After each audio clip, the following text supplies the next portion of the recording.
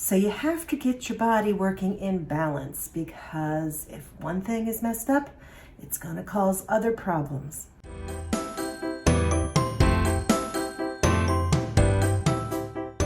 Welcome to No Excuses. I am Mary Fran, and this is my place to talk about weight loss, life, fitness, living an amazing life, and trying to make my life, your life, everyone's life better. And today we are going to be doing a book review. So I actually read a book called Forever Young. I picked up this book because it was about trying to maintain that young. And we're talking about the age. I mean, I can't change the fact that I am getting older every year. But I want to change the fact that my body is aging. I want my body to be in pristine shape because I want to be 90 years old out hiking, climbing a mountain, doing something amazing. So I picked up this book. And this book is about how to combat aging. And it actually talks about two different types of aging. There are two things. So the first thing it talks about is lifespan, and that is actually living longer. The second thing they talk about is health span, and that is actually living a healthy, productive, active life longer. So they actually talk about those two things, not just adding to your lifespan, but adding to your health span. You want your lifespan and your health span to be equal. And unfortunately right now, lifespan and health span is way down here, which is why we have so many people in nursing homes and all of these things. Because your health span is all of those aging diseases such as diabetes, heart attacks, strokes, you name it. And let's actually think about our parents. When we were young, they probably didn't have a table full of medicine. But how many times do you go into an elderly person's home and see a pile of bottles of medicine? Yeah. I used to tease my parents. I'm like, look at this. And they had a basket full of medicine. And I'm like, dude, there's a basket full of medicine. And, they never were like that before. But it happens. As you get older, you start having more diseases. And this book actually is trying to talk about how the fact that we don't have to have those diseases. We can live without them and live a healthier life the whole way to the end. And they said typically if you're living a healthier life the whole way to the end of your life and your death is going to be a lot easier. So to start the book, it was very interesting. The author talked about how there are some blue zones. And what these zones are they are areas in the world that the concentration of people within those zones actually typically live much longer lives and much healthier lives the whole way to the end. So this author went to a couple of the blue zones and actually interviewed some of these 80, 90, 100-year-old people. And in talking to them, he actually followed them on their daily lives as they went up and down mountains because they didn't use cars. They actually walked. And the author was like, I was 50 years younger and I was huffing and puffing and they were just up and down the mountain. And in some cases, he had to find them out in the fields because they were herding their sheep or they were working on their olive orchards. They were doing life things. They were working in their garden. He stayed with them. He ate with them. And he realized that they were eating food from the earth. Food that they had actually grown, prepared, and made. They were not eating processed foods. They were eating foods that were natural and local. They were also very big on community.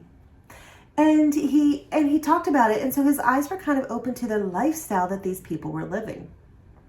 These elderly people were living. I know you're thinking genetics, and I'm sure that has something to do with it. But he found out when people left the blue zones and actually went into the, I don't even know what to call it, the real world, the modern world, whatever. And they started eating the diet that we eat, and they started living the lifestyle that we live. Their health span and life expectancy leveled out to be what everyone else's is. So it's not the genetics per se, it's what they're doing and how they're living. And that's what he is trying to do. So to look at it more scientifically, less than 7% of Americans are actually metabolically healthy. That means diabetes, blood sugar, blood pressure, heart attack, stroke, you name it, obesity, you have something. Less than 7% of people are healthy. And when he talks about how we're not metabolically healthy, he actually starts to talk about modern medicine versus functional medicine. Modern medicine is when you go to your doctor and you say, oh, I have such and such, or you get diagnosed with such and such, you are going to be sent to a specialist who is going to treat that one little thing and most likely going to treat the symptom. I actually found this out myself with the acid reflux. I went to my family doctor and she's like, nope, we got to send you to a gastroenterologist. And honestly, he's trying to treat the symptom and he's looking for the damage. He's really not been focused on trying to treat the problem. Me, myself, and I have been, but he's not. And because that's what modern medicine is. They treat the one thing and they treat the symptom. Functional medicine says, okay, this is the symptom, but what is the symptom connected to? Oh, well, the symptom of this might be connected to an imbalance. It might be connected to not enough, my acid reflux might be connected to inflammation. It might be connected to too much bad bacteria. I might need a probiotic. It could be any of those things. And I'm just making up answers there. So functional medicine actually looks at the whole picture because they said, it goes back to that song of the hip bones connected to the whatever. I talked about this in this last book review where you have a pain in your neck, but it actually might be your back that's causing it or vice versa. So it's the same way with these diseases. You might have this disease, but it might be caused by an imbalance of this. So functional medicine looks at the whole picture and tries to fix the root cause. And that's what he's big at. Let's fix the root causes of these diseases. Let's prevent these diseases from happening by making sure these root causes that are typical are actually in line. He actually talks about how the body can actually heal itself. It is an amazing thing and it can heal itself many, many times if you treat it properly, which he said was with food. Proper food. The book gets really scientific-y. That's my own word, scientific-y. And I had to slog through it because I'm just like, okay, we're reading more about this and more about that. If you love science, you're going to love it. But it got a little bit too deep into the science for me because I'm just like, I just want to know the down and dirty. Give it to me in layman's terms. But he did follow every scientific-y little section with the follow-up of, this is what you would need to do to fix your body or to prevent it. And it was always food, food, food. Eat the proper food. Food is medicine. Healthy food is medicine. They said that 60% of our food is highly processed. And the problem with that is that for every 10% of highly processed food we eat in our diet, we actually are increasing our chance of early death by 14%. So the research says. So per calendar year, the average American will eat 52 pounds of sugar. They will eat 133 pounds of flour and 5 pounds of preservatives and additives. These ultra-processed foods actually also trigger overeating. They said that 100 years ago, the average person ate 22 teaspoons of sugar a year. We're eating 152 pounds. So I trudged through all of the scientific stuff. And like I said, he constantly in the scientific areas kept talking about food. But you can fix it with this, you can fix it with that. So, he was really getting his point across, and it did get its point across. He didn't really get into the nitty-gritty of it until it was about 75% of the way through the book. He actually had a bunch of different tests, and it's just questions. And by answering these questions, then you could actually get a percentage of your risk factor for different imbalances in your body. And when I say different, it could be, hormonal imbalance, anything like that. Hormonal imbalances, muscular imbalances, different things. And then that way you know how to tailor his program to what you need. But I'm going to go ahead and just give you the down and dirty of what the program is. Exercise. The best quote of the book was, you can exercise for 1 hour a day, or you can be dead for 24 hours a day.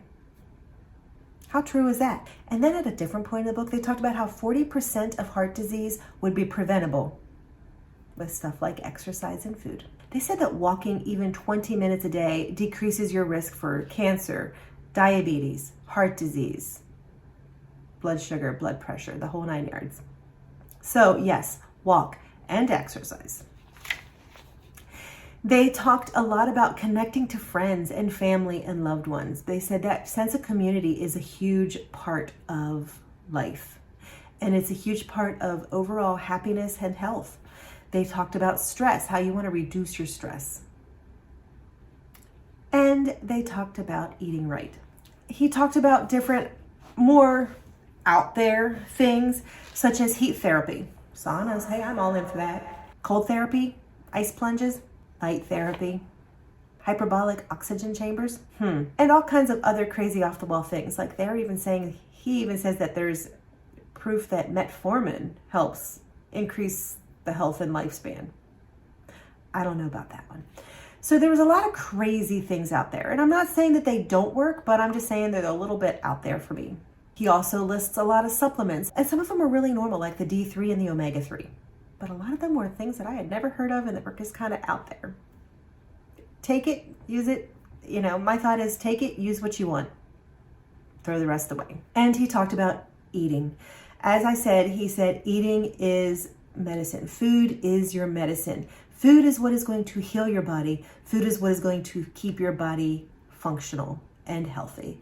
And he talked about the mitochondria and the this and the that, and how, you know, you need this food for that and these or that. Way too scientific-y. But it comes down to this. I wanted to know, what do I have to eat in order to have a longer health span? And even some of that was kind of weird. It was like, eat beans, but not this kind of bean, and only a cup, you know, and that kind of stuff. So his plan seemed to be a little restrictive in that way. But the down and dirty was to eat organic, natural foods. He proposes not a whole lot of meat and not a whole lot of dairy, but eat a lot of fruits and vegetables. Plain and simple.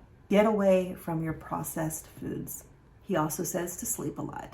Am I wrong, or does the information that he's giving me match up with the book that I reviewed the other week that I loved? So the end result is that the book was very interesting. I am very happy that I did read it, because I did glean a lot of information from it.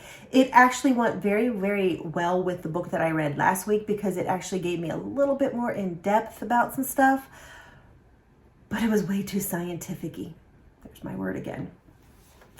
It also seemed like it was very repetitive. It seemed like I read the same thing over and over and over again in that first 50 to 75% of the book. Could it have been said more succinctly? Absolutely. Was it still good information? Yes. Like I said, there are some really, really good points. There's some really good direction for me. I actually was, there is a couple of the tests that I want to actually do with Jason, just because I think that, we might need to tailor some of our diet for that. But as I talked the other week, we're already trying to go toward a more natural diet. So a lot of our problems might just disappear with changing that. I read, I learned, I'm applying some principles. I won by reading this book. No excuses.